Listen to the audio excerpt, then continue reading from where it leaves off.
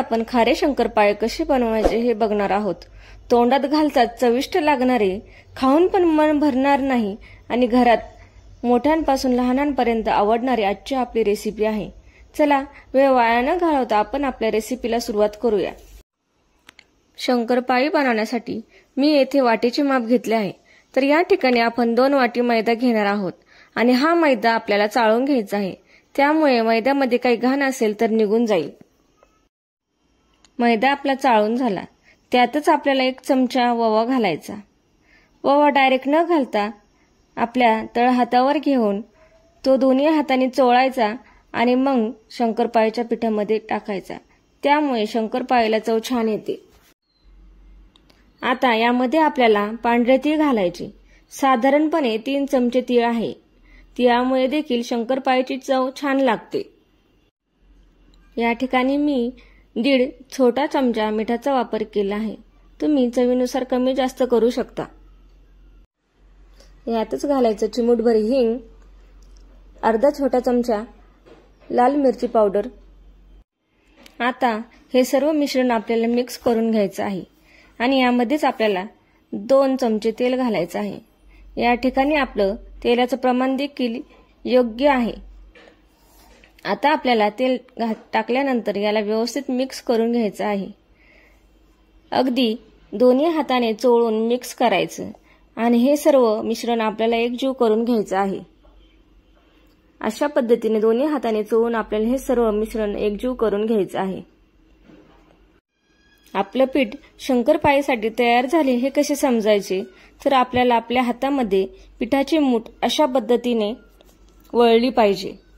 अशी झाली तर समजायचं परफेक्ट प्रमाणात आपलं तेलाचं प्रमाण आहे। आता आपल्याला थोडं थोडं पाणी घालून पीठ मळून घ्यायचं आहे। मैद्याचं पीठ मळण्यासाठी पाण्याचे प्रमाण कमी लागते, त्यामुळे एकदम पाणी न घालता थोडे थोडे करून त्यामध्ये आपल्याला पाणी घालायचे आहे। तर शंकरपाळी बनवण्यासाठी पीठ हे जास्त पातळही नकोय आणि जास्त घट्ट देखील नको, मीडियमच हवं। जसं आपण चपातीसाठी मळतो अगदी त्याचप्रमाणे आपल्याला आपलं पीठ हवं। साधारणपणे 1 कप पाण्याचा वापर मी या ठिकाणी केला आहे। 1 कप पाण्यामध्ये छान असा आपला पिठाचा गोळा तयार आहे। आता यामध्ये अजून 1 चमचा तेल घालून पुन्हा एकदा आपल्याला आपला पिठाचा गोळा मळून घ्यायचा। पिठाचा गोळा चांगल्या प्रकारे मळून घेतल्यानंतर हा गोळा 10 ते 15 मिनिटांसाठी झाकून ठेवायचा। त्यामुळे आपले पीठ व्यवस्थित मुरल आणि शंकरपाळे देखील छान होतील। ज्यामध्ये आपण पीठ मळून घेतले त्यातच आपल्याला 1 पेपर घालायचा आणि या पद्धतीने चमचा घ्यायचा। हा चमचा नसेल तर तुम्ही सुरीने देखील छान कट करू शकता सुकं पीठ घेतले लावण्यासाठी। आता 10 ते 15 मिनिटं झाले आणि आपले पीठ देखील तयार आहे। आता या पिठाचे मी 4 गोळे करून घेतले। आता त्यातलाच 1 गोळा या ठिकाणी मी घेतला आहे आणि पुन्हा एकदा हा आपल्याला मळून गोल करून घ्यायचा आहे आणि त्यावर सुकं पीठ घालून लाटून घ्यायचं आहे। आता हे लाटत असताना चपातीप्रमाणेच लाटायचं आहे, पण चपातीसारखं पातळ न लाटता थोडं जाड ठेवायचं आहे आणि लाटून झाल्याच्या नंतर हे आपल्याला कट करून घ्यायचं आहे। कट करायला तुम्ही सुरी किंवा कटरचा वापर केला तरी चालेल। तर या ठिकाणी मी चौकोनी आकार देत आहे, तुम्ही तुमच्या आवडीप्रमाणे कोणताही आकार दिला तरी चालेल। राहिलेले याच पद्धतीने आपल्याला सर्व कट करून घ्यायचं आहे। तर अशा पद्धतीने उभ्या आणि आडव्या दोन्ही बाजूने मी हे कट करून घेतले।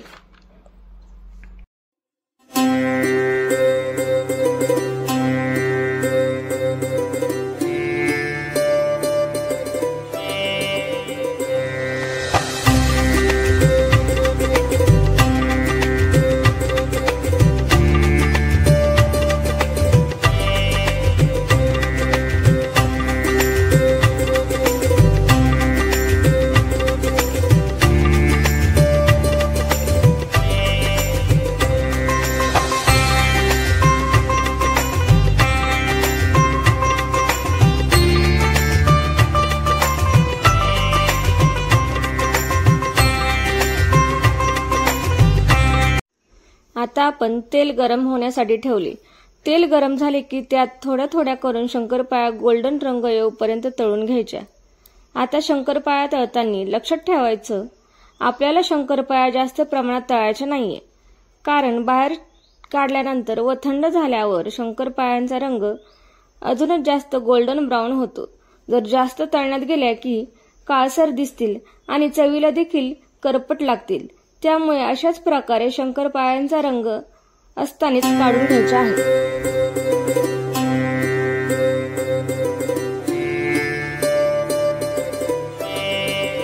तर अशा पद्धतीने या ठिकाणी मी सर्व शंकरपाळ्या तळून घेतल्या आहे.